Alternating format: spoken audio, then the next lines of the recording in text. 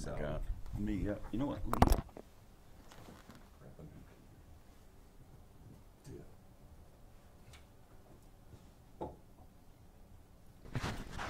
so I'll ask you about the new patients. You know, I'll phrase it. Obviously, I can't get into specifics, but Sure. but the Rolling whenever you want to do it. Okay. Let me just turn this off.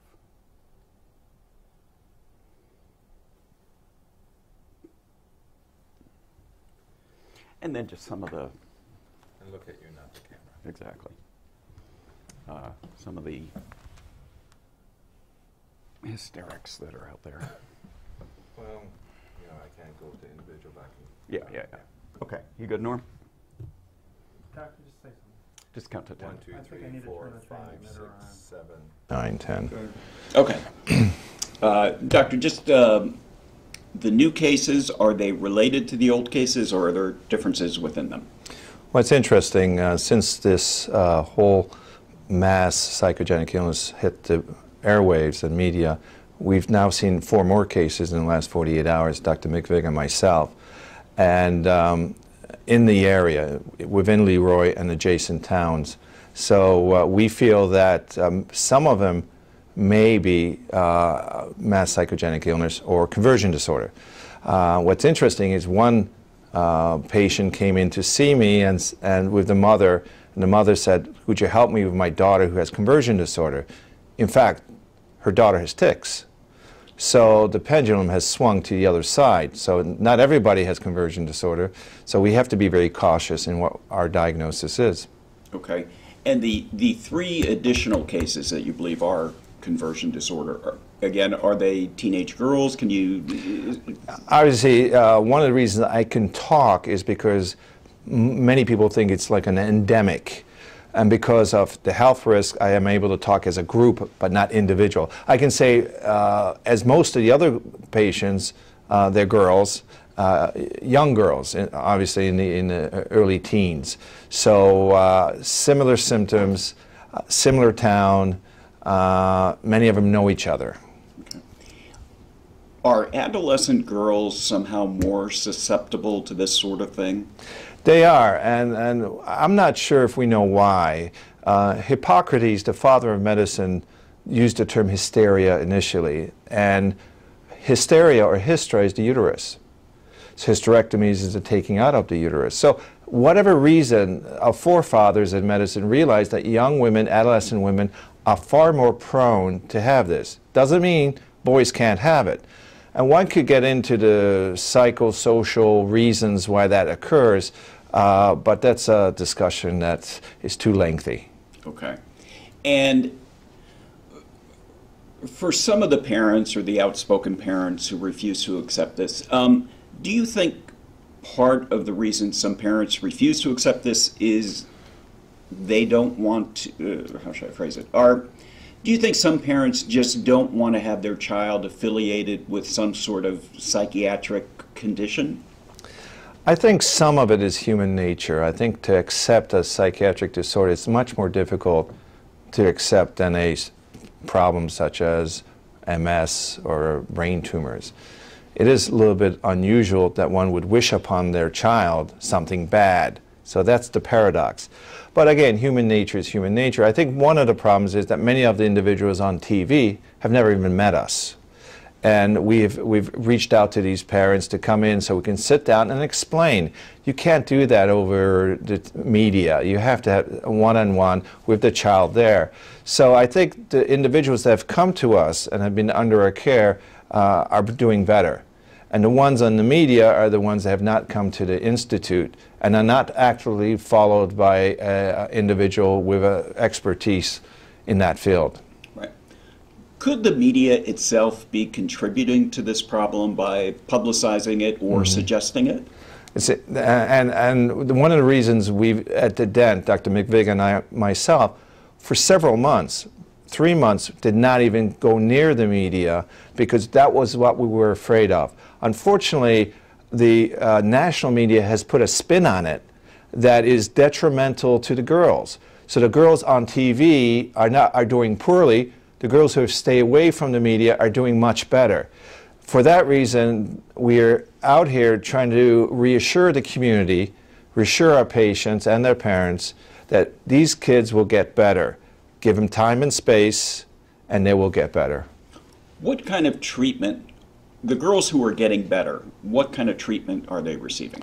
Well, the first treatment is to reassure them. I think once more, it's the rapport between a physician and a patient. If that's good, then we can sit down and explain to them. So there's a lot of support, emotional, behavioral psychotherapy. And then many of these children, unfortunately, have now anxiety, mood disorder, not sleeping at nights. So individually, you have to treat what we call the comorbidities, other neurological or psychological issues that may be associated with the conversion disorder. Okay. And could it be possible that it was just one girl and that, let me rephrase it, could it be possible it started with one girl and that the suggestion or the appearance then spread to other girls? I think that's a good point. I think there's a possibility that there was one girl who was in this group, in this school, who may have had real neurological symptoms, be it Tourette's or tics. And then the firestorm over this spread like wildfire, and now multiple girls are coming down with the same symptoms. Again, this is not something that has never been seen before. We have seen this over the last 100 years multiple times. It's just quite uncommon. Okay. I know there was this 36-year-old woman now who has come forward. Is there anything that can be learned from her case to help her, or from the girl's case, or vice versa? Well, that's interesting because she went on to national TV, and she has been a patient of ours. I can say that because she's given me permission. She realizes she has conversion disorder, and she has to deal with it, and she is. So I think she is improving. When they turn the lights on and put her on TV, she worsens. When she goes home, she's better. So she really understands the situation and comprehends that this is not toxic environmental involvement, but more of a conversion disorder. She has to accept it. She has to go on with her life. She, in fact, would like to go back to work within 3 weeks. Okay. And for people out there who remember Love Canal or environmental problems and say that's what's causing this, what do you say? Well, the reason it's not causing it, and let me tell you, if it is causing it, then these patients will have symptoms for the rest of their life. So that's a bad prognosis. And half of them are already getting improved, or significantly improved. So it cannot be an environmental fact. It can't be a toxin in the brain. Then why are they improving? Number one. Number two, there's no toxin that would cause these symptoms. The TCE brought up at with the national media does not cause symptoms like this. It does not. PANDAS has been brought up, which is a rare diagnosis, and I respect the diagnosis, but I've also talked to the individual who actually is the first one that publicized it in 1998, and she does not think this is PANDAS. So we think we've ruled out everything, environmental, autoimmune, vaccination related, but once more, the examination, the way we examine the patient tells us more than any other test. And that's what is very difficult to understand, how a neurologist can examine a patient and know that this is a conversion disorder. That's the point that's not being accepted by the media or by the lay population. Bluntly, do you think some people are just seeking publicity or seeking money as part of this? Difficult question. A physician always believes his patient. If they're in pain, I believe the pain. I can't quantify how much pain they're in, but I believe my patient. After a while, with time, there may be secondary gain or a poor responsiveness. Then I'll entertain that possibility. Until then, I believe every patient of mine. I believe they have real symptoms. I believe they need help. But I also believe that what's going on right now is not helping them on the long run. Okay, I guess I should have been more specific, and I'll wrap it up. Do you think people on the outside, do you think some people are just looking for publicity or to capitalize somehow on this? I will say that at the national level, there's been irresponsibility because When one comes on national TV and said that this could be a toxin, let's do the testing, we'll see you in 3 weeks, that's when the results come back. What happens in those 3 weeks with my patients? They get worse, they get anxious, they get depressed. That's their responsibility. They should have done the testing and then with the results have come out. That's what the Health State Department did. They did the results, they didn't say a word. When they had the results, they came out. That's called responsibility to these young, impressionable women. So I think there has been some irresponsibility at multiple levels. And I'm trying to bring some sanity into this insanity. I don't know if you can answer typically, but for someone who presents with this disorder and is treated, how long before they're better or cured, if I can use that term? In the cases from history, usually it takes weeks, maybe a few months. It can last up to a year, but most patients do get better. The difference today is the mass media, not just TV, radio, newspapers, but the internet, the Facebook, the texting that's occurring among this small group. And now these young ladies are being criticized by their friends, ostracized in their community, similar to what happened in Salem. So I'm very concerned that these poor young ladies now are being really criticized for something that many of them don't have control of. Okay. Anything I've left out? Anything you? I think it's covered pandas. I covered HPV. I think it's a good, feel for things. Yeah. Okay. Yeah. Normal, take 2 shots. I had a question. Go ahead. What was the Salem witches? What were they doing that they were accused of being witches?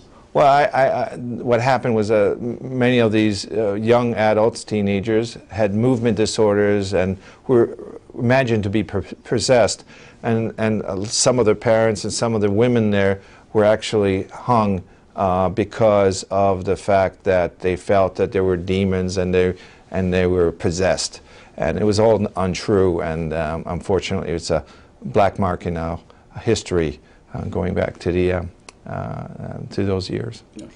Okay. Do you want to mention about offering for the patients you haven't seen to come and see you? I mean, I think if the community hears that you're saying, we want to see you, because that's. I think that what I can say is ask the question as what do you recommend to these patients who have not come in? Okay. For parents out there whose children may be exhibiting signs, what do you suggest? Well, I suggest that they see a credible neurologist with some experience, and we'll be happy to see him at the Dent Institute, Dr. McViga and myself. But I also recommend that they keep them outside the media. But if they do come to us, we're reasonable physicians. We have a network of world-renowned specialists who do research in this subject, who have offered their knowledge and their time, and we'll refer these individuals to those doctors either at the NIH or in Rochester or in Columbia. Okay. Last question. Is there anything credible from the NIH or CDC that says this is anything other than a conversion disorder?